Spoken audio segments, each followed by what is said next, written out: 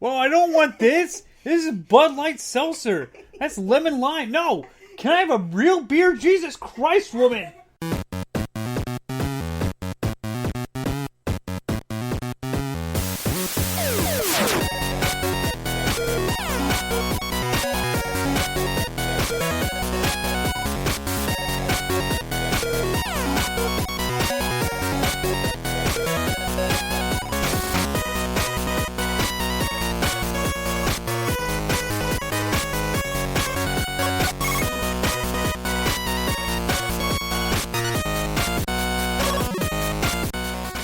Hail, salutations, and welcome, ladies and gentlemen, to another episode of the G.N.A podcast, Games, Nerds, and Alcohol, where we, well, some of us, not all of us, get slightly inebriated and talk about stuff.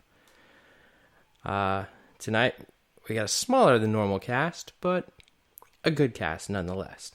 Let's go ahead and make our way around the room. Damok, how you doing tonight? Oh, man, I didn't die over the weekend, so fuck, dude, I'm here. That is always a bonus. I'm assuming, Zyber, that you also didn't die. No, I did not, but somebody sure as hell plowed through almost like 7, maybe 8 bottles of mead. That was not me. That was not me. I only had like 10. That is a lot of mead. That's some sweet stuff too, ain't it? Oh, you have no idea. It was so good. Well, I'm glad you guys had fun. Zyber, happy belated birthday. And Thank you, sir. sounds like it was a really good time. You guys went to what, medieval times or something like that? Yeah, medieval times in New Jersey. Very nice, very nice. Well, I survived the weekend as well. I'm here. But I feel like I'm being pulled in all sorts of freaking directions. I think I've come to this realization that I wake up in the morning and I don't stop doing shit until I lay my head on my pillow at night around like 10 o'clock. So like from 5:30 a.m. to 10 o'clock, it's like up and move. And it's driving me a little batty this week. I didn't get any much gaming, but other than that, I'm alive and I'm still standing. I'm looking forward to having a drink tonight. And speaking of that, Zyberblood, what are you drinking tonight? I am drinking a 2-liter bottle of Coke because very promptly after the show, I am going to work. Yes, unfortunately, we don't do this show on your drinking schedule. We got to get back to doing that on your drinking schedule again. Damok, what are you partaking in tonight? Well, over the weekend I fucked up, and then I fucked up, and then again I fucked up. I don't know. I bought so many bottles of mead. I bought so much beer. I bought so much liquor. And now I'm faced with the consequences of drinking this misunderstood ginger spiced whiskey. I kind of opened this bottle last night, and I remember waking up this morning, and I kind of remember today. But yeah, and I'm kind of, just chasing it down with the Elysium space dust so that I don't plow through the last quarter of this bottle. And yeah, I already drank all my mead, and I already drank all the rest of the alcohol I bought on the trip, and I'm kind of sad right now. Wow. Oh my God. And that was a lot too. And mind you, like the way up, Cecil had a bottle of that ginger spice in the car, and somebody plowed through pretty much half the bottle on the way up. Oh, okay. So, yeah, dude, I drank half the bottle. I had a really bad Friday, and I had to put my best friend that was a cat, I had to put him down. on Friday because he just wasn't doing so good. And then they decided, fuck it, I'm going to get kidnapped because I was just kind of going to go home. The girlfriend and the kids were going to go up and do the medieval times, and I was just going to chill at the house and, cry about it for a while and drink more. But they grabbed me, they gave me the bottle on the entire ride up, and yeah, man, I made it. And we had a lot of fun, we really did, but I definitely plowed through a bottle of ginger spice whiskey. I've plowed through another half a bottle that I had, and now I'm plowing through this bottle, sadly. You're like me. When I get something new, I can't put it down. I have to, it's like if it's a toy or like a new piece of tech or whatever it is. Ever since I was a kid to now, I gotta play with it. I remember when I got my drill, I had to play with that thing when I got it. And it's really bad with guns because you're not supposed to play with guns. So I'll take the thing apart, I'll put it back together, take the thing apart, put it back together. It's just, yeah, I gotta go to the range on those days. But I'm really sorry, Damok, about your cat, and my condolences for your loss. At least he's not suffering anymore. So that's very true, man. I appreciate it. He's no longer suffering. It was just a little sudden, so it kind of freaked everybody out for a bit. Yeah, it's never easy. Yeah, speaking of something new, I finally, thanks to Co, got a bottle of the Tomcat gin all to myself. And I kind of plowed through that this past weekend. I really plowed through it to where before coming home and returning the car on Sunday, I made the wife stop by Target to get more of the Fetterman's ginger beer, which mixes really, really well with the Tomcat. Oh, yes. Oh, absolutely it does. That is one of those, I know that white person saying, and I'm a white person, and it's just ooh, that is dangerous. That shit is dangerous. That ginger beer with that Tomcat gin, fuck me, dude. You don't taste any alcohol. It has no alcohol bite to it. It has nothing. It is like a very, very smooth, tonic-y ginger, and it's amazing. Oh, I could never do it because that Tomcat gin is really expensive. Yeah, considering I drank the one before we left, I drank maybe a little over a quarter of the bottle before I put the gin in, and then I filled it right up to where the cap goes on. And that was probably 3 or 4 shots of the stuff, and it's a pretty good ABV on that gin to begin with.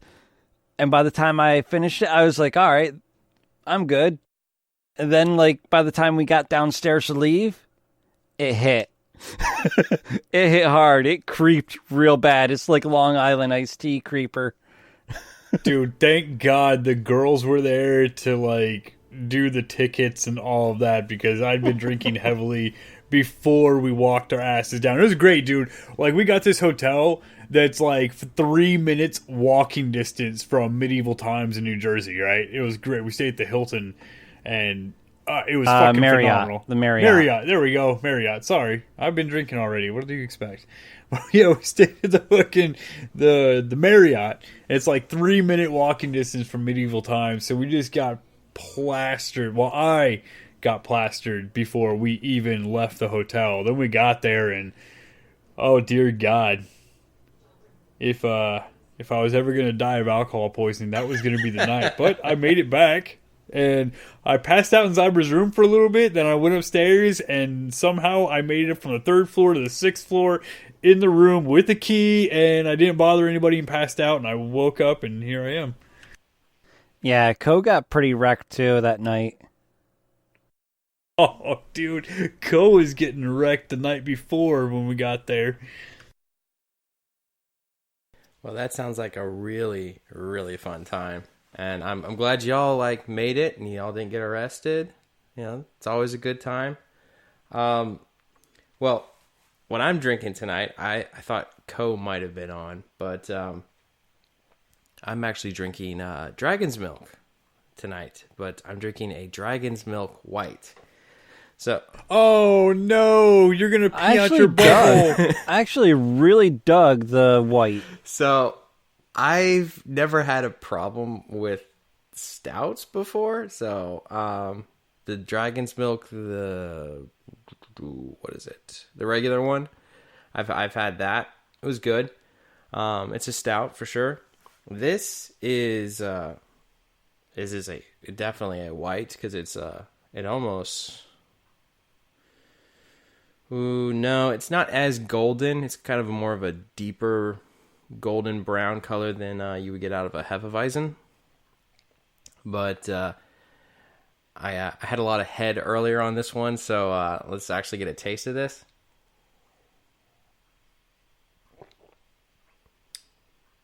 Oh, that's nice. Oh, yeah. Yeah, it's smooth and sort of a subdued flavor from the black. Yeah, Isn't it half the ABV? If it's half, it's 6. I mean, if I don't remember if the regular one's 12 or not, but it's like Zyber said, it's very smooth. It's I struggle to call this a stout, really. I mean, it's define stout because it's not a stout. Stouts to me are darker and a little more robust. Yeah. This is like a very, very malty, grainy flavor. Yes. And this is more of a. It's got that. You got the bourbon barrel aged taste to it. I almost want to say it's got a caramel-like taste to it. It makes me think of, what's the name of that brewery?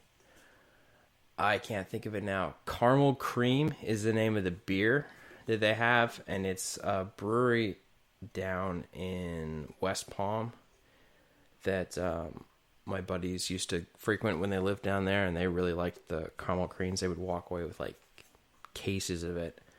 But it's not very... It's even milder than an oatmeal stout, really. It's just a very smooth, somewhat sweet, kind of like a cream soda taste to it. And I like it. I don't know if I don't know if I really would classify it as a stout, but maybe that's just the grains. Well, it's a milk stout. So, to be fair to it, it is not a traditional stout. It is a milk stout. And yes, the Dragon's Milk White is 6% ABV. The original Dragon's Milk is 11% ABV. The Dragon's Milk Reserve that just came out January 2020, so now I'm going to have to go and buy it, is a rum barrel-aged stout with chocolate, hazelnut, and toasted coconut. It's 12.5%. I'm game. Yeah, then they have the Dragon's Milk Triple Mash, which came out April of last year, 17%. Well, I did see the Reserved, but I didn't feel like spending the money on that, so I got the 6-pack of this.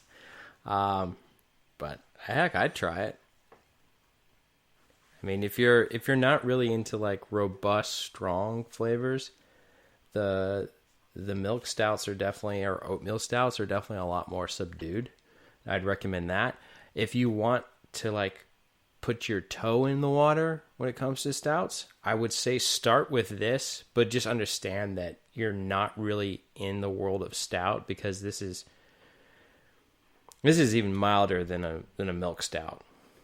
So it's a good way to get into something if you're a little hesitant about that type of beer, like, you know, like going like Guinness.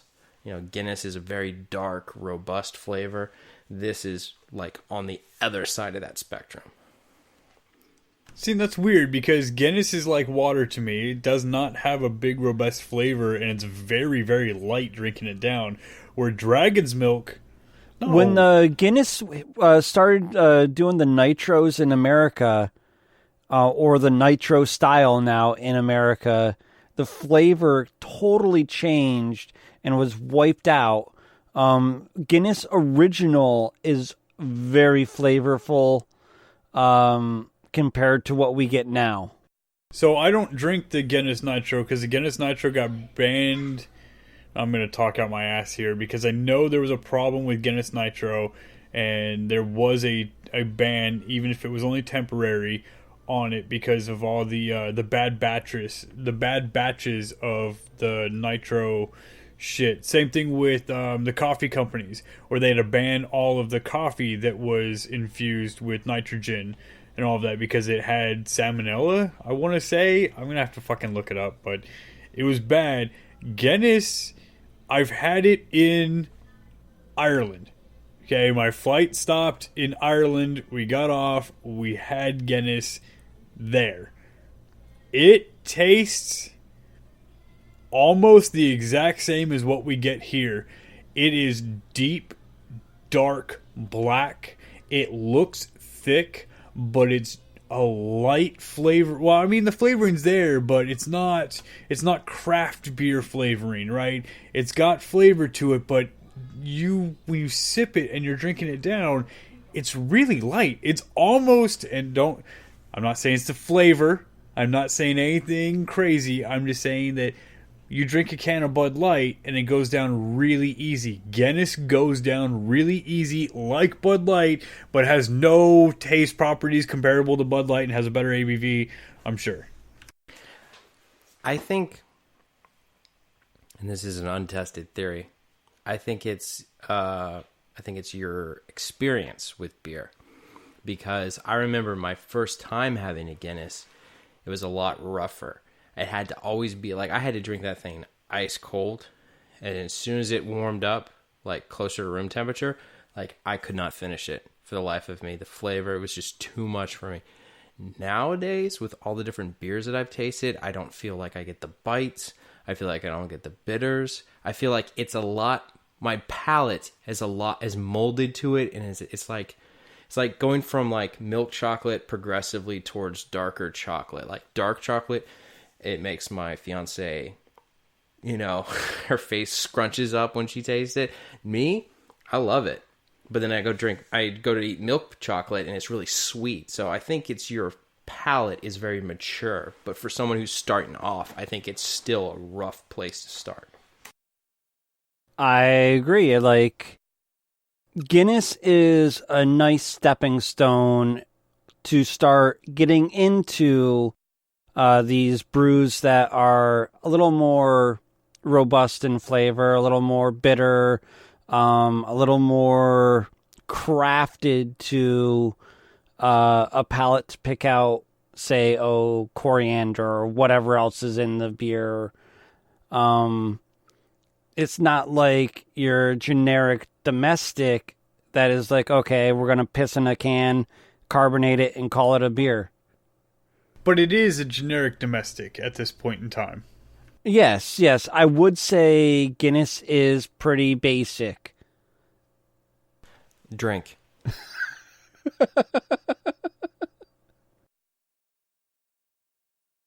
But it's still a nice stepping stone if you want to get into heavier, more complex beers. I can agree with that. Maybe because I have started drinking heavier beers, and the last time I had a Guinness, I could drink it like it was water because it was smooth. It really was. It's like, it's super easy. They pour it in that giant glass and you can drink it down like it's water. But thinking back to it, my first few encounters with Guinness, it was like, whoa, wait a minute. This is a dark, deep, strong beer. But, I got introduced to other beers that definitely have, first off, they have a good attack, they've got a good mid, and then they have that lingering long aftertaste. Where Guinness, you hit it, it's smooth now. Yeah, I'd still drink Guinness. If I go to a bar and there's no craft beer on tap and the only thing they're going to offer me is Guinness, I will drink fucking Guinness. Only on draft, absolutely. though. It's a nice fallback. Yes, and it has to be draft. And it has to be something that passes through that line more than occasionally. That's why if I do get a Guinness, I ask how many pours they've already done on it. Because I do not want to get that first pour off that fucking tap. Oh, God, no, dude. You never want the fucking first pour off a tap. Shit, we didn't even want the first pours of the 120 off the tap when we did it. Ladies and gentlemen, that is the difference between having a good beer in a keg and having natty ice in a keg. Hey, man, after 2 handles of Captain Morgan, man, that fucking Keystone Light, that fucking 30 rack for less than $20. All right, so bye, baby. We get in there and just, we gonna do what we gonna do. Fuck that. No, I've never been a fan of that. But moving on into State of Games. State of Games is where we discuss, pontificate, and just in general go over our week in gaming. Zyber, what's your State of Games? Well, my State of Games is as follows. I recently got a copy of Temtem from Co. For my birthday. It was fairly decent. I know it's early access and there's still some work to be done on it, but it was definitely interesting. It kind of made me think of Digimon mixing with Pokemon, and that's about it. But I have been playing Pokemon Sword. I am at 337 Pokemon so far. Yeah, that's the thing that I'm trying to do right now is get that last bit before I do the expansions and add 200 more. But that's really the gist of all my gaming. It has been Pokemon Sword. Other than over the weekend, we did play some Mario Party on the Switch. Wait, when the fuck did that happen? Oh, never mind. I was really drunk that weekend. Yeah. Well, Daymok, what do you remember your State of Games to be? Oh, I have had the greatest fucking time playing games over the last week, to include last weekend. It was absolutely amazing. I literally got to play the best game in the fucking world. It was called Let's Push Zyber's Buttons. And all I did was drink a bunch of alcohol and push buttons and flirt with his wife. It was amazing. Yeah, it didn't bother me. Not in the least. Oh, I hope not, man. I really liked meeting your wife. She was fucking awesome, man. When is she gonna get on the goddamn podcast? She was cool as shit, bro. It was really fucking awesome. I'm staying out of that. I'm going to go in my corner now. I'm out. You gentlemen have a great night. I love you. G.N.A. Podcast.com. Smart play there, bud. Smart play. Is that it? Let's see. I killed Cecil and escaped from Tarkov because he thought I was an NPC scav or something like that, and I thought, I don't know what I thought. He started shooting at me first. That's all that fucking matters. He shot at me first. I can't, be blamed for taking him down with an AK. And Castle Law. Yeah, that's right, dude. I stood my goddamn ground. We're gonna move to Texas now. Yeah, you guys have been getting into that. I think what's it called? Atlas. I think that's gone back in the closet at this point. Yeah, dude, because we purchased it for everyone. As soon as we buy a game, we're done playing it. Oh, that's horrible. Come on, though. Let's look at the truth here. Paladins. We bought all this shit for Paladins, immediately stopped playing it a week later. And it was like, oh, I just paid $40 for that game. Well, nope, I paid for it. We're fucking done. No one's playing it anymore. And it's a free game. Yeah, it's a free game. Shut up, dude. We still paid like $40 each for it. But, yeah, we're done playing it. We got Atlas, and it was like, yeah. And then everybody's like, oh, I want to play too. And we got all excited. And then I gifted the game to like two people. One is Black Abyss, man. I haven't seen him in fucking forever. I gifted it to him, but I was like, hey man, are you going to play with us or are you just going to sit on it? He's like, no, I'm going to totally play. As soon as I gave him the game, the next day he ghosted the fucking Discord. He was out. Zyber's been out. I don't know what happened to... I logged in last week. Oh, thank God our stuff might still be there. What happened to the, I'm gonna blank on his name. Was it Hollow Man? He was there, and he was always playing and doing stuff, and then I think he ditched us for something else. Ko did his own thing. He got pissed off at me and went to a different server. Oh, okay. Well, yeah, he was playing. He ghosted us. Zyber still logs in. We all know Cecil's working on his degree thing, and, you know, good luck to him on everything with that. So his playtime is minimal to begin with. And I don't even know who else was trying to play. Like, we bought the game, and you were trying to play? Yeah, I think I played... You were around Christmas, and then you, like, came up to me and got me into the guild, I think is what they call it in that game. And then I played for like maybe like one or two more other days for like maybe like an hour to a few hours, and then it just haven't been back on. Dear God, dude, I know we had so many people trying to play. Well, but if it's based on Ark, it ends like Ark. I want to go back to Ark because I really enjoy playing Ark, but I played Ark way before. Like, I got it when it was early access, like early access, and they were posting the first videos of it, and I really enjoyed Ark for a long time. But it seems to be everybody in G.N.A. plays 7 Days to Die for about 3 months. And that's the longest played game ever. And then everybody says, hey, we're going to play Terraria. So I purchased Terraria. And then it's like, oh, no, you don't want to play with those assholes because they're going to dig to the center of the earth and fuck everything up. And I have no idea what he's talking about at all whatsoever. But that wasn't me. That was all D. All I was doing was giving items. D tunnels down to the fucking center of the planet and summons the wall of flesh, kills the wall of flesh, and makes it 2 times as hard for a new player to play on the freaking game.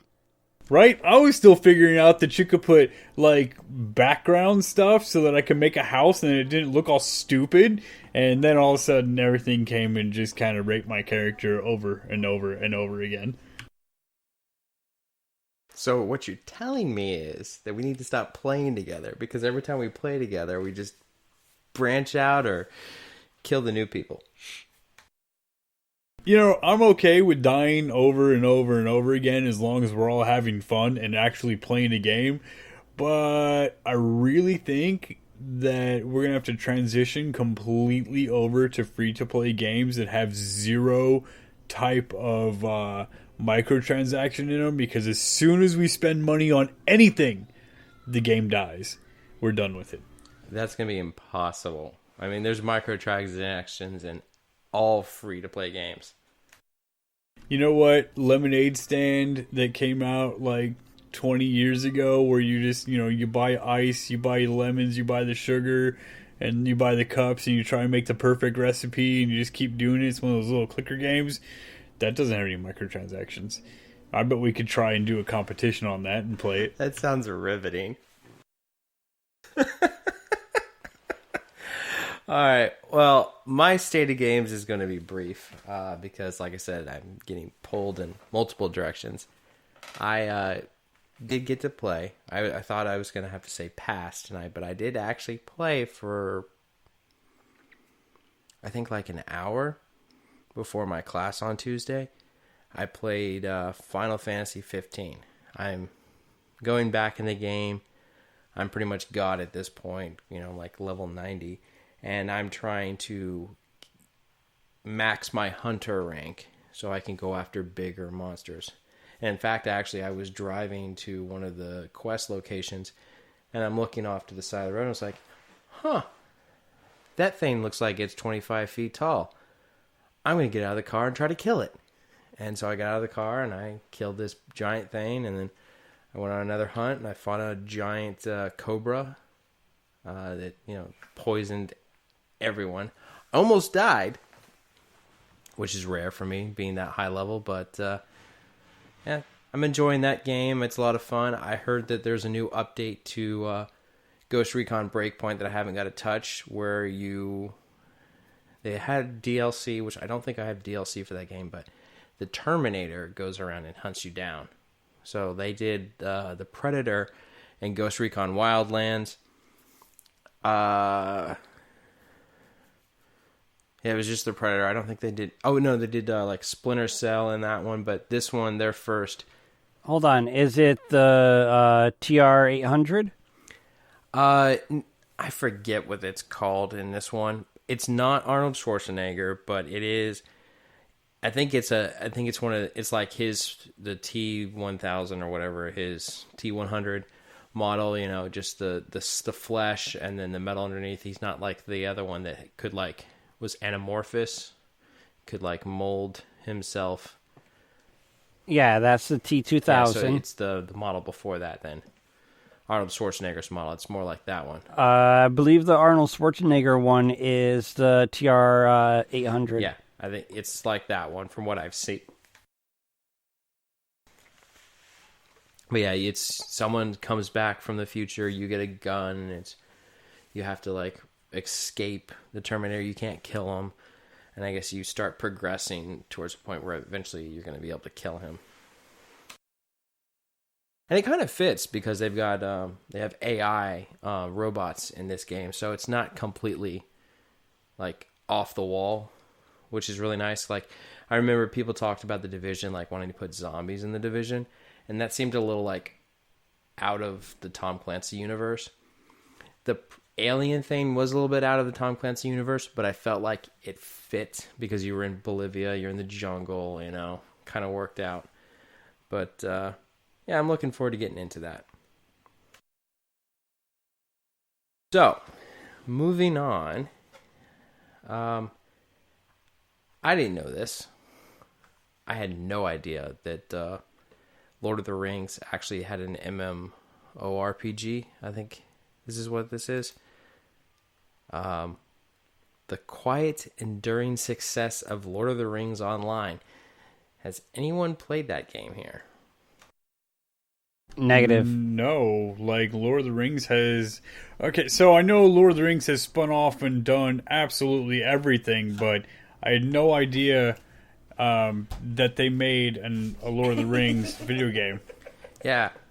Well, I don't want this! This is Bud Light Seltzer! That's lemon lime! No! Can I have a real beer? Jesus Christ, woman!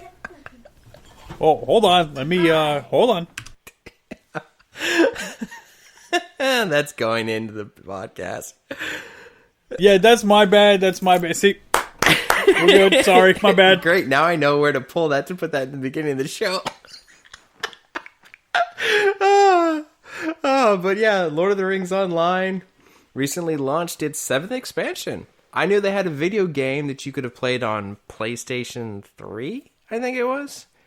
It was around, it wasn't too far after the release of the movies that you could play it. It was kind of like you followed through what the story was in the movies and the books.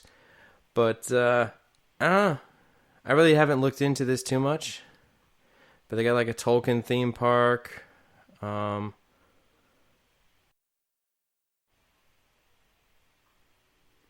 Yeah, I'm not tracking an MMO, but again, I've played Middle Earth, the first one, and that was a lot of fun. I think there's a second one. I could completely be wrong. Or there's just maybe a DLC or something like that for the first game. It was a lot of fun. It was interesting concept. Not a huge Lord of the Rings fan, though. I'm gonna bet, though, that Zyber is a Lord of the Rings nutcase. To an extent. Oh, you played... So that's a complete yes, man. So let's hear it. What part did you like, and what part did you not like? Come on. What do you mean? I've never played the game. You say that, and yet I'm looking at your Steam history, and everything is Lord of the Rings, and this is getting fucking weird, man. So, let me know. Those are hentai porn novels. So No. The hentai porn that we did, we bought all of that and we sent it to God, and it was really funny. But now my Steam and Cecil's Steam are completely tainted with those hentai games for the rest of our lives. I'm gonna have to just abandon it and start my collection all over again. that's why you have to get a Ghost account, man. There you go. Yeah, I should have done that. I mean, like, I hear people make PlayStation IDs out the wazoo and Steam IDs out the wazoo. Well, so this has been a bit of a dud. I know Zybers played Shadow of Mordor, but obviously none of us have. Yeah, I've played Shadow of War as well. I've played The Hobbit. I've played many of the games on console, but I've never played the Lord of the Rings online. Never even knew it existed. Yeah, apparently I don't think it's very. It's not gaining a lot of following. I mean, like World of Warcraft is like when that came out. That was really big, and then the classic. I think you could have. I live under a rock, and I still heard about classic. But yeah, this one seems to be flying under the radar. But let's move on to an update from last week. DayMock, NVIDIA GeForce RTX 3080 release date, price, specs, and all the good stuff. What can you tell us about that? So, of course, legitimately, there is no release date. As of yet, we know that NVIDIA is going to release the RTX 3080. We don't know when, but there is good speculation around summer-ish time, maybe later this year, maybe in third quarter of 2020, right before fiscal year ends and all of that. They're still doing it.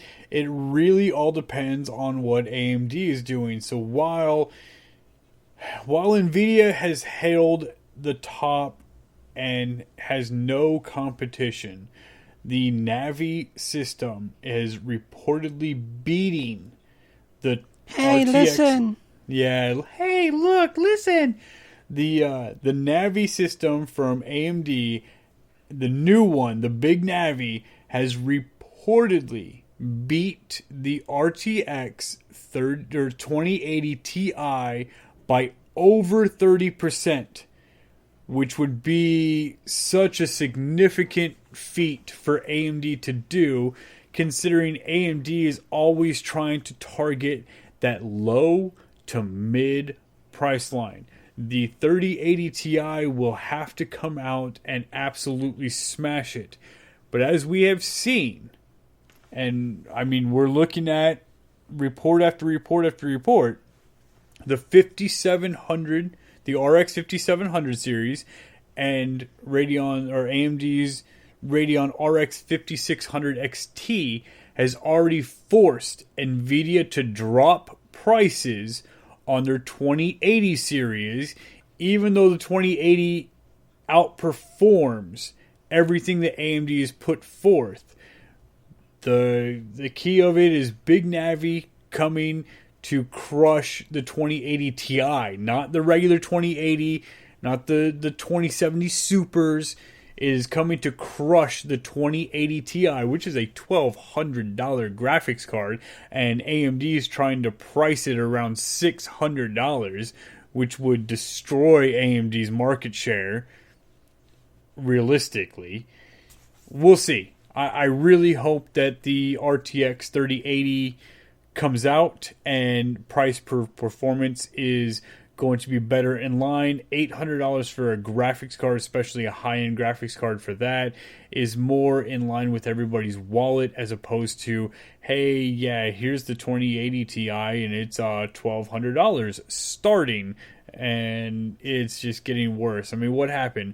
We went from $600 graphics cards. We skipped the $800 market. We went right into the $1,200 market because of the Bitcoin mining with the 1080 Ti's. And then AMD got a little, NVIDIA got a little full of themselves and decided they were going to launch it. There is a whole lot of speculation on what's absolutely going to happen with the graphics cards and why their prices are going to drop. Some of that is based on they're going to use a new Samsung printing technology to do the new RAM and the new 7 nanometer shit that they're doing. I like technology. I'm into IT, but I don't know the actual like how they're doing it. Craziness. It's going to be interesting. I'm super excited. I want to play Cyberpunk 2077. I'm really pissed off that it got delayed from the day before my birthday to the girlfriend's birthday. But it gives me time to save up for whatever the 3080 Ti is going to be and or whatever is going to come from AMD to support that. Well, what does this mean for someone who's just getting into gaming, like PC gaming, and they're going to build their own rig? Like, is this a bad place to start with your first graphics card? Oh, hell no. This is fantastic for anybody that is getting in and building. Because right now, AMD, if you pick up a 5600 XT, you're going to be at the 2070 Super level, right? You're going to be able to get that, and you're going to be able to get it for $200 less. On top of that, there are multiple discounts, and you can do it. Now, if you want to go NVIDIA, go NVIDIA. There's nothing wrong with going NVIDIA. I personally am probably going to go with NVIDIA, and I will pay the $200+ more over it. But if you're talking about the high-end market, NVIDIA coming up and doing what they can with the quote-unquote big Navi, the big scare to NVIDIA, only means that the NVIDIA graphics cards are going to push harder. They're going to be cheaper than they currently are. And everybody buying now and buying in the future is going to win off of it. Competition is great for the consumer. And we're going to get something amazing out of it. I really put my chips in AMD's corner only for the fact that it breeds better competition with NVIDIA and could potentially bring better cards at lower prices. Will I buy NVIDIA? Yes, I will. I've bought an AMD a couple times and I've been let down on the graphics corner. So it is what it is. I just want AMD to do so fucking good that it forces NVIDIA to put out something amazing and put it out for something cheaper than what they're currently offering. And $1,200 for a graphics card is a tough fucking cookie to bite into. So my only thing with this is I kind of have that feeling that NVIDIA might do what they did with the 1080s and limit production and make it hard to get. Now, here we go. To be fair, NVIDIA did not exactly limit production. There was the quote-unquote silicon shortage, which you saw a spike in RAM prices.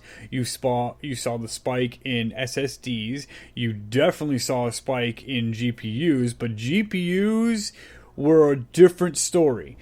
But overall, what happened was there's only a very limited amount of companies, and they are mostly based in Taiwan, that produce, quote-unquote, the silicon needed for the production of specific chips. They decided there was an artificial shortage of silicone for it, and the prices went rampant. You saw, like, holy crap, dude, I put 16 gigs of RAM in this system, and I had the G.Skill Ripjaw. They were the Ripjaw 5X. Or when I first built this machine, I put 16 gigs in it. It cost me like $98.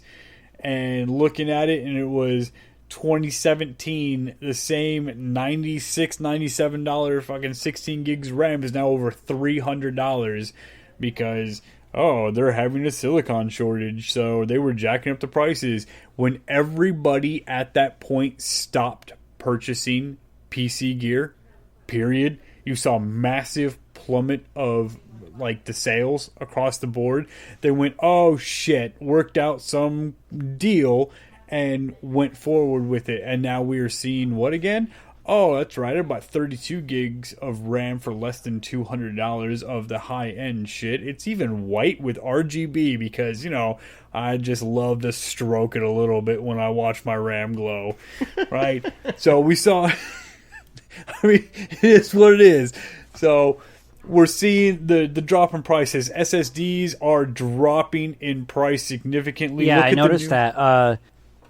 They actually have a sale. I posted this on Newegg for, I believe it's 1 or 2 gig Fire CUDAs for like $59. Oh yeah, or 1 or 2 terabyte rather. Sorry, for like $59 of the Fire CUDAs. Oh yeah, you're seeing SSD like so.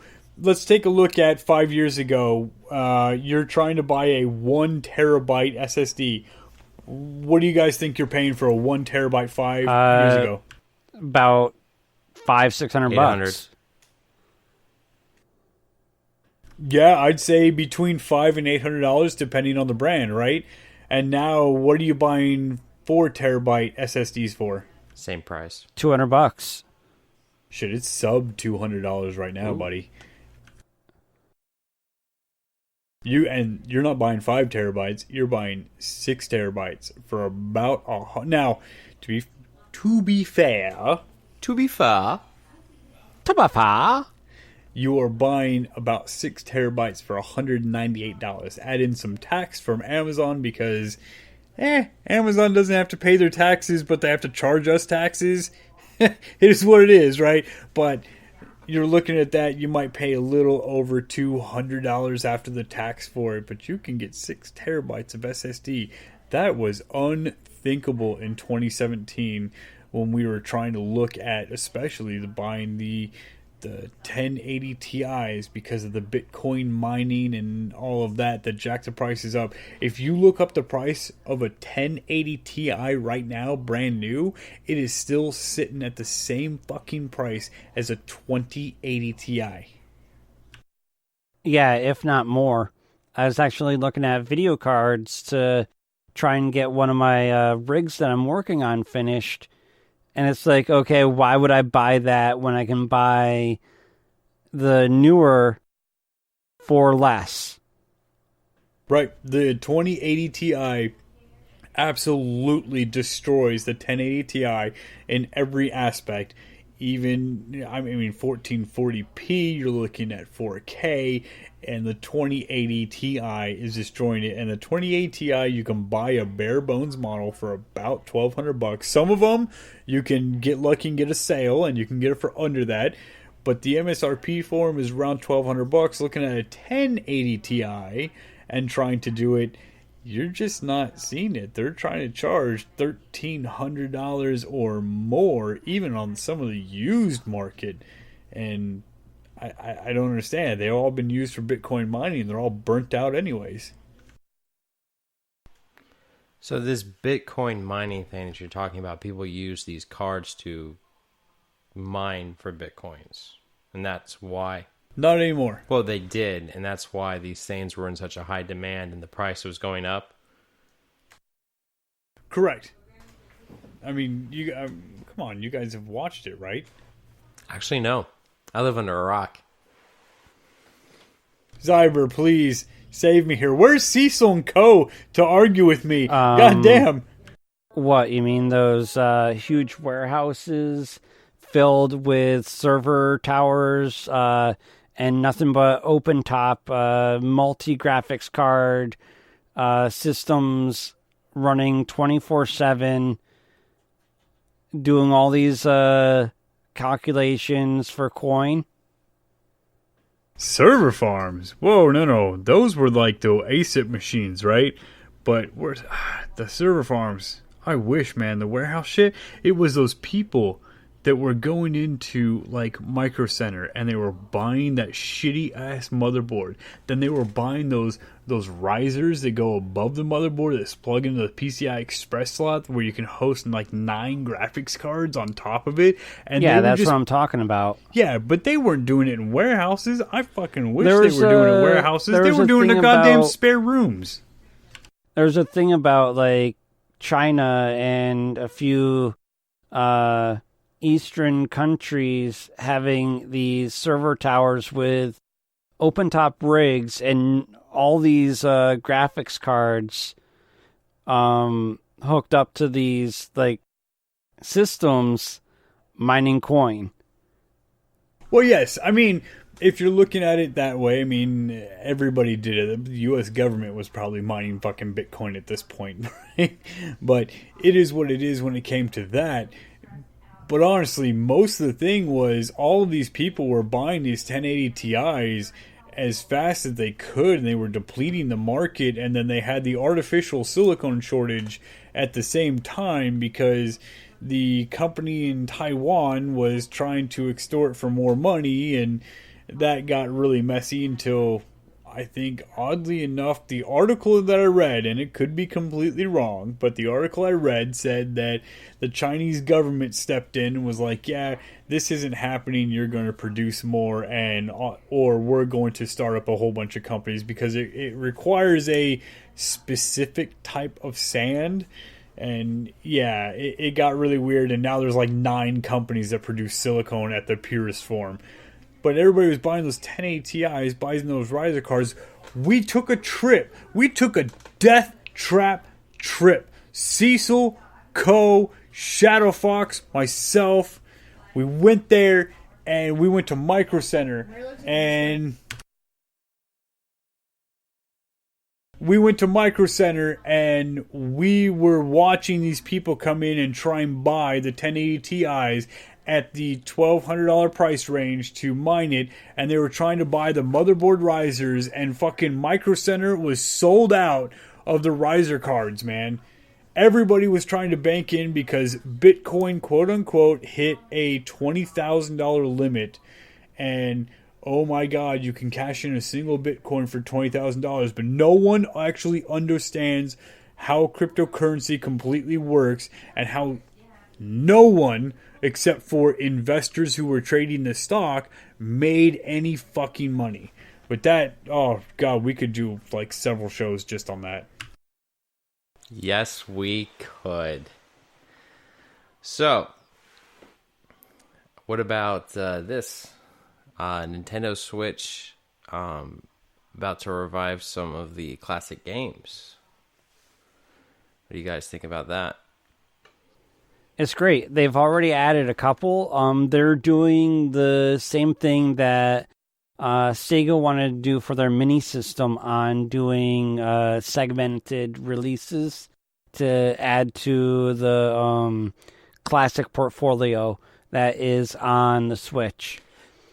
I love it. I love all the stuff that they have planned. I think it's something like 400 games or something like that they have in the works of crossing over. So, wait, is this the article I posted earlier today? I think so. It was from CCN. Yeah, okay.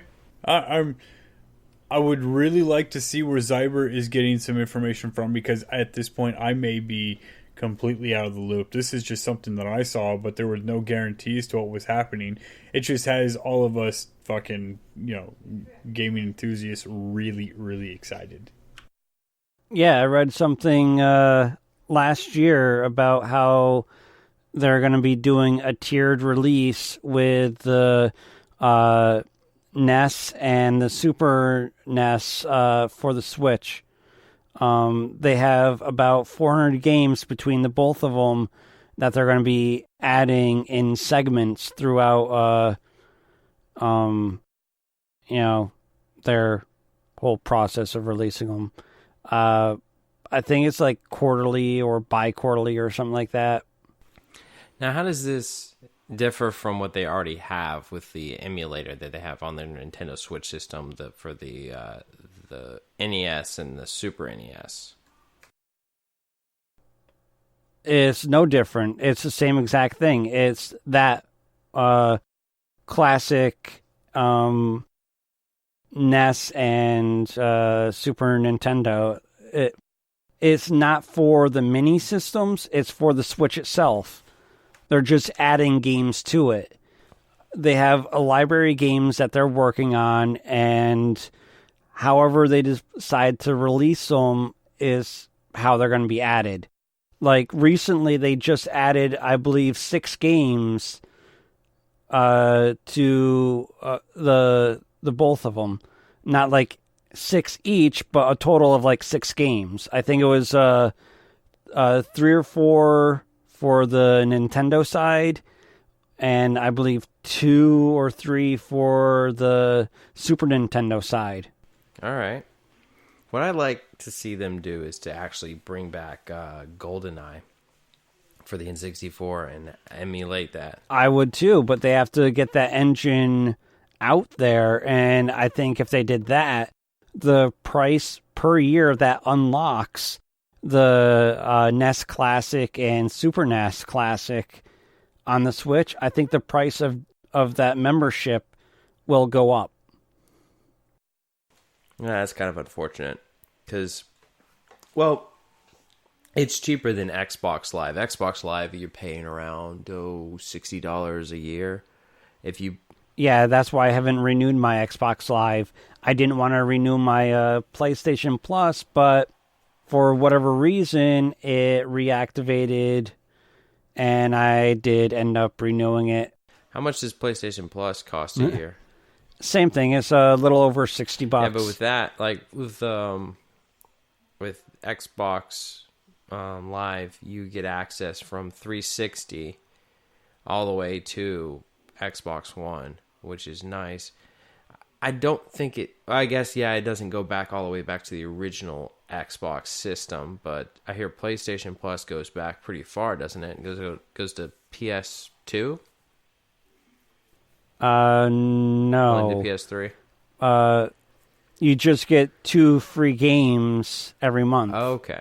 So that's current gen or last gen? Or?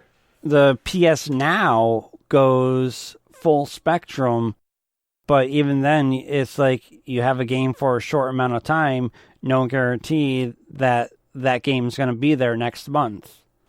Okay. I think that's how it works. I'm not too certain, but last time I looked into it, I believe that's what it was. Okay. Well, I know some of the older games, like I've played the stuff that Microsoft got rights to release, rare games like Banjo-Kazooie. Those games don't age well. Like with controls, they're really no, really they clunky. do not. So I hope that with what they're doing with this, that the controls are, like the best that they can be. But that's what it really keeps me from going back to some of these older games is right. they're just so clunky and so hard to get your mind into that. Right, but like when it comes to the NES, I mean, they've been pretty standard on the evolution of their controller, but still, when you think back to, like, say, the 64 that you were talking about, bring that controller into your mind and then look at your Switch. Yes. Like, they're going to have to map it in some weird-ass configuration to be playable. And I think that's where they'd probably end up saying, hey, well, we're going to release a classic controller for the Switch that you're going to have to use for that specific aspect of classic play. Well, let's see. What do they have? They had the Z trigger. They had the 2 bumpers. They had the single joystick. And then you had the C stick thing. No, just a joystick. And then they had the 4 C buttons and the directional pad. I think I'm remembering that correctly. Let's see. The C buttons, A, B, the bumpers, the analog, Yeah. So you had and the Z had button. Start joystick, A, B, 4 C's, a bumper, and then another bumper, and then you had the directional pad, and then you had below the joystick you had the Z trigger. So Right. they could. I mean, they've got the.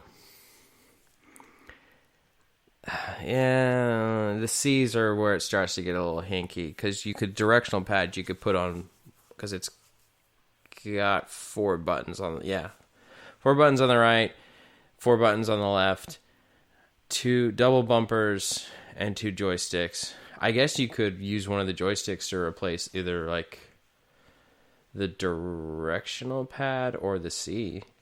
So it'd just be kind of weird probably. Yeah, it'd be very hanky and clunky. So, like, I don't know. I don't think they'd ever really bring that about unless they plan on, say, doing a Power A special controller or a Nintendo-specific special controller or something. But also it comes down to rights. They have to fish for privileges to add these games. And in my opinion, if you have the license once, you own the license to use it how you want. Yeah. But no, they have to get licensed for every innovation of the classic shop, which is ridiculous. That is, because a lot of the Nintendo stuff was like, it was made for Nintendo. Like GoldenEye didn't come out on anything else. Right. I mean, some of the other games like, I'm trying to think of one right now.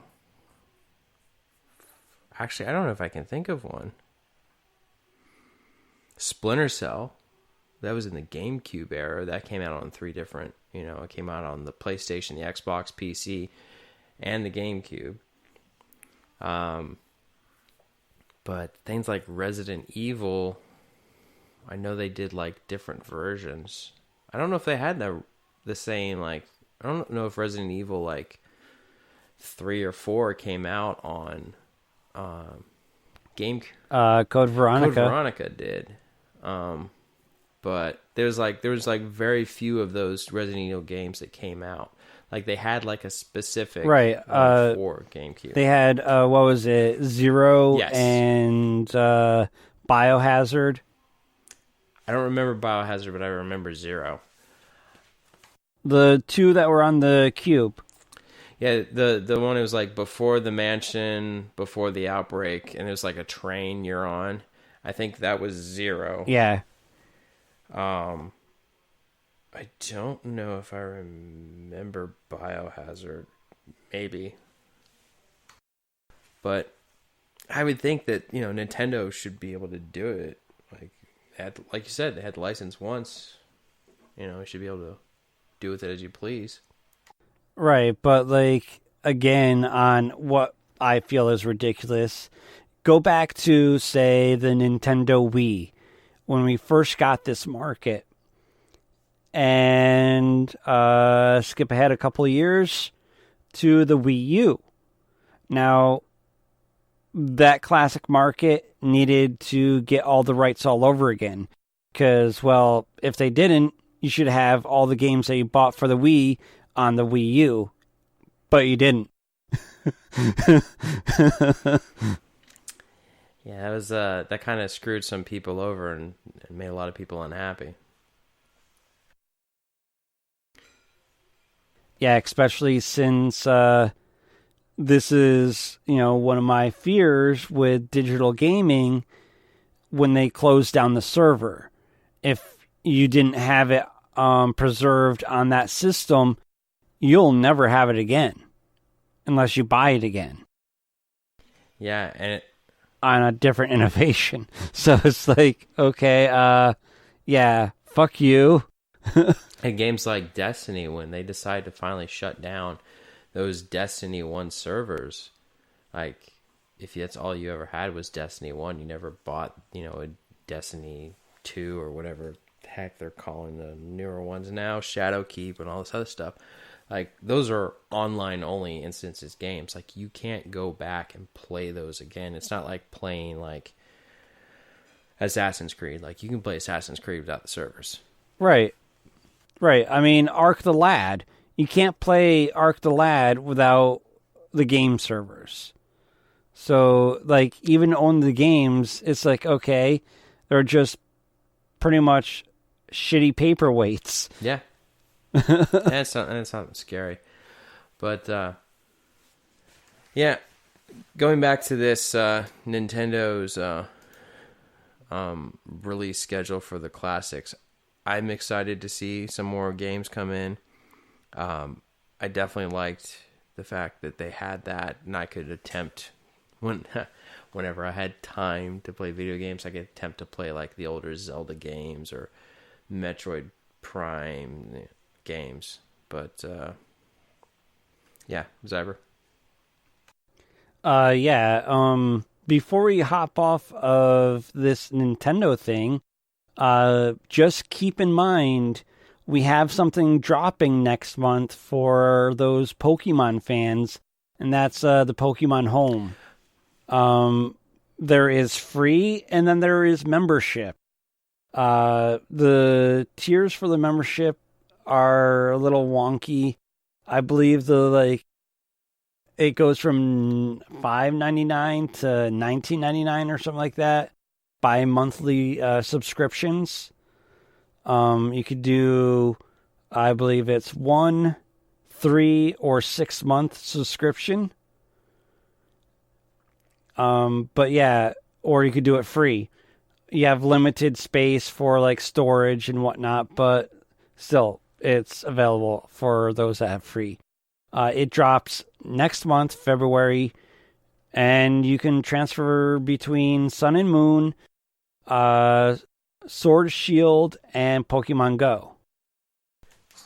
So what is that. Free get you? Because I'm looking at this and like they got the basic plan is 30 Pokemon deposit limit. 3 Pokemon can be deposited in the Wonder Box at once. No judge function. Pokemon can be placed in global trading system at once. Oh, one cannot move Pokemon from Pokemon Bank, and free to use. Okay, so that's the basic one, and then right. Premium. Ooh, yeah, Premium is a heck of a lot different. 6,000 Pokemon can be deposited. 10 Pokemon can be placed in the Wonder Box at once. That's pretty good. Yeah. I mean, to me, I consider it worth it, especially since I actively play these games, and as long as I don't get bored, or I should say don't get distracted by something else, I'll continue to play them. Because I'm still playing Sun and Moon, not as much now because of Sword and Shield, but I'm still playing them. And I kind of feel that's the only way I'm going to complete my Pokédex for Sword and Shield is because of the home. Yeah, it's definitely hard unless you're pulling in Pokemon from other locations or you're doing a lot of trading with people. Right, and that's where I'm at right now. I have a large gap of stuff that I need to do trades to get or trades to evolve and get. So there's that little bit holding me up. Yeah, and this free version, the basic plan, I think that could be helpful for people who need to, try to complete this stuff. I know I'll probably try to take advantage of it. I don't have a lot because God, let's see it. Sun, Ultra, and Moon. Those are actually, I don't think I have Moon. I think I just have Sun. Or maybe. No. Yeah, that's right. Yeah. I have Sun. You sent me Alpha Sapphire. And yes. So those are the only newer Pokemon games that I have. The gap spans between silver and gold to there. so my Pokemon bank, Right. it would be But- useful because I can only pull into Sword and Shield what they have in their Pokedex. I can't pull in every single Pokemon from Right, but with the expansion, the Pokedex for Sword and Shield expands by, I believe, 200 Pokemon. Shiza. Okay, so, well, I don't know. I may become a completionist for this one, but I don't know. It's I don't know if I'm gonna be able to justify paying for it, just because I don't spend it. I mean, for 6 months, I'll do it, but that'll be the thing. That 6 months, I'm going to be full tilt, buried in trying to get everything. Yeah, Which means I'll go back to Sun and Moon and try and get all the legendaries in there, like Tapu Koko or, one of the others, because they are tradable for the expansion of Sword and Shield. yeah. I think that would be the wisest plan, because that's 6-month plan is going to cost you a pretty penny. Of course, you won't. Well, no, 6,000. $20 is $20. 6,000 Pokemon can be deposited. 10 Pokemon can be placed in the Wonder Box, which I have no idea what that is. 3 Pokemon can be placed in the global trade system at once. I guess you can take them back and forth too, but the basic cannot move Pokemon from bank. I don't know what that means. I guess we'll see. Maybe I'll when that comes out, I'll probably just do some experimenting. So yeah, this one's running kind of long. We had other topics we were going to talk about, but we don't really have much time for this. So we're going to go ahead and wrap this up. Zyberblood, where can they find you? Well, you can find me palling around on the G.N.A. Discord, Facebook, or Twitter, as well as my own Facebook, Twitter, Instagram. That's ZYBERBLOD at, one of those places. You should pull me up, or just Cyber Games as an at, and it should pull me up. Awesome. And Damok, where can they find you?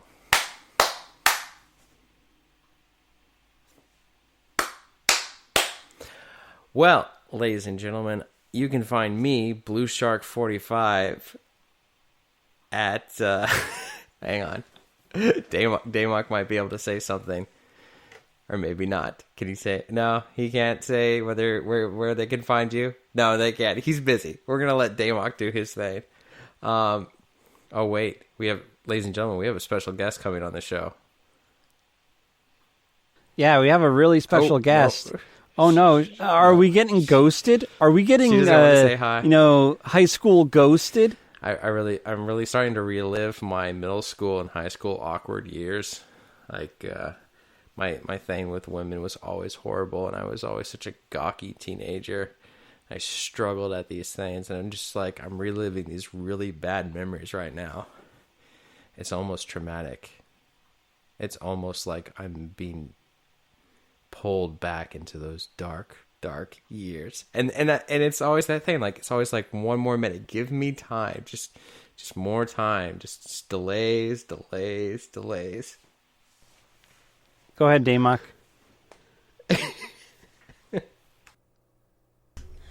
www.GNApodcast.com. Steve, you owe me 2 cheesecakes. Or the G.N.A.podcast.com. That's where you can find us. But you can find me, Blue Shark 45, on our G.N.A. Discord. You can also find me on Twitter at Blue Shark 45. Do you like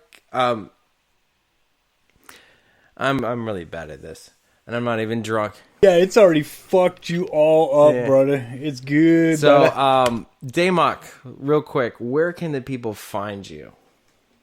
Oh man, I'm always trolling the goddamn Discord. That's about all that I ever do. You might be able to find me in some video games, but you gotta get in the Discord to find me in the video games. Very good. Hopefully you've enjoyed this podcast, and hopefully your patience has not worn out on my stumbling through this hosting. Oh man, you're good. Stumbling to the hosting. Let's keep going because I got a little sidetracked there with some shit that I had to take care of. But let's see. What was the shit coming on Nintendo Switch? We're wrapping this up, Daymok. You're a little behind the curve, bud. So, but I want to argue with Zyber. It's my favorite thing to do. His birthday's now over. I get to argue with him again. I had to be nice for his birthday. Now I get to argue. well, we've got Now you could be nice to your elders. got only a few minutes left, then we got to wrap this shit up. So we're gonna have to save the arguing with the Zyber for next week, and it'll be our new segment with Daymok and Zyber butt heads. Trademark. So we hope you've enjoyed the show. Please rate and review and subscribe to our show on your favorite podcast delivery service. Ratings and reviews help other people like you find our wonderful show. You can find us on iTunes, Google Play, Spreaker, MyTuner, Your Listen, Spotify, iHeartRadio, or anywhere you can find podcasts. And if you can't find us there, be sure to drop us a tweet at G.N.A Podcast to let us know. Hey, are you also interested in joining a Discord server where we talk about things related to Tarkov, anime, photography, food, nerd-related topics, or any other crazy rants? Well, be sure to check out our pinned tweet on Twitter for that Discord join link. You can also comment on our show and ask us questions in our Discord server at Ask Your Questions, or you can also drop us a line on Facebook. Just look up G.N.A Podcast. Do you like Anime Night? I love Anime Night. Some people don't like Anime Night, but that's okay. We like Anime Night. And we host Anime Night every Wednesday night at 19:30 Eastern Standard Time on cast.gg.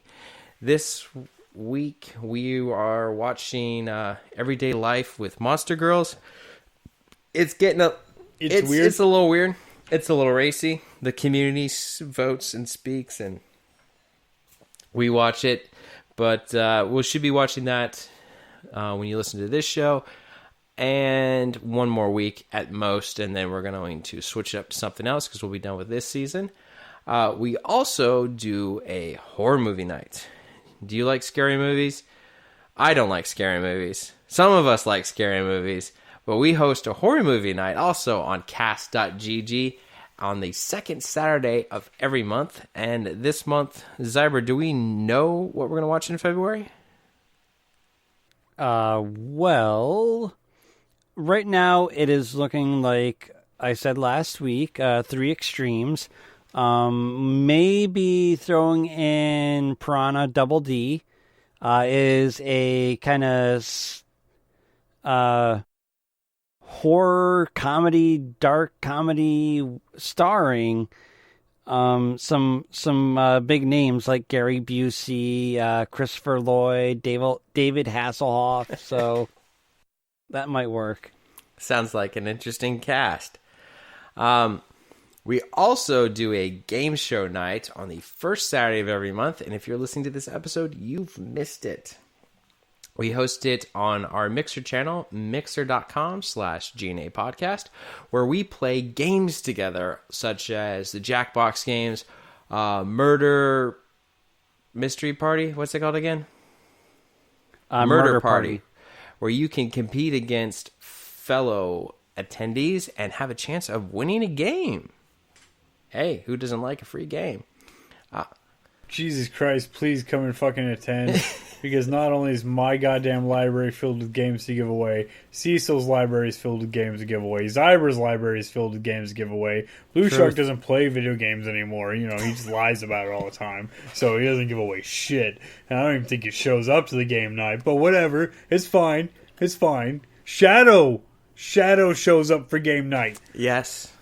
But Blue That's doesn't. right. Blue does it because Blue spends his weekends with his fiance. But Bring her into it. That's no excuse. yeah, good point. You got me there. Maybe I will convince her this weekend to join. We are partnered with Humble Bundle.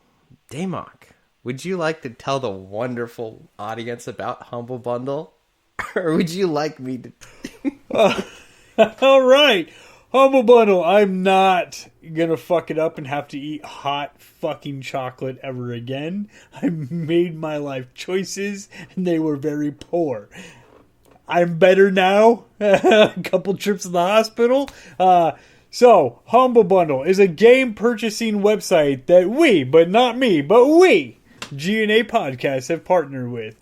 It is pretty much a fantastic website. You go to humblebundle.com, you find the game that you really like, and then you put that question mark partner equals G.N.A. Podcast at the end, and then you can go ahead and hit purchase. When you're purchasing the game, you have the option to give all the money to charity, all the money to the developers, or all the money to the people at the G.N.A. Podcast. If you're giving it to the G.N.A. Podcast, you're a fucking moron. Don't do it, right? Because they're just going to spend your money on fucking hookers and blow, and you won't even get pictures. It's fucking bad. Trust me, I did that a few times.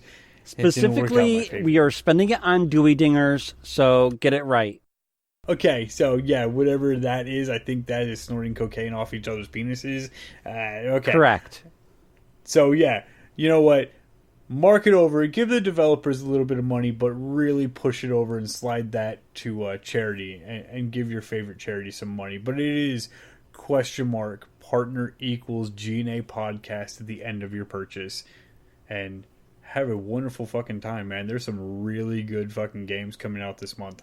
Yes, and you can get stuff for Nintendo Switch from there, too. You don't have to get your digital games from the Nintendo store. You can get them on Humble Bundle and help.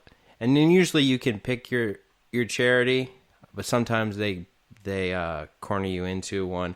We specifically are sponsoring the Children's Miracle Network, which helps out children's hospitals. And I don't know. Extra Life specifically. Yes, Extra Life.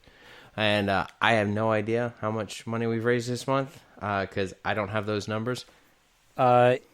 Unfortunately, it is the same as last week. We have raised $0.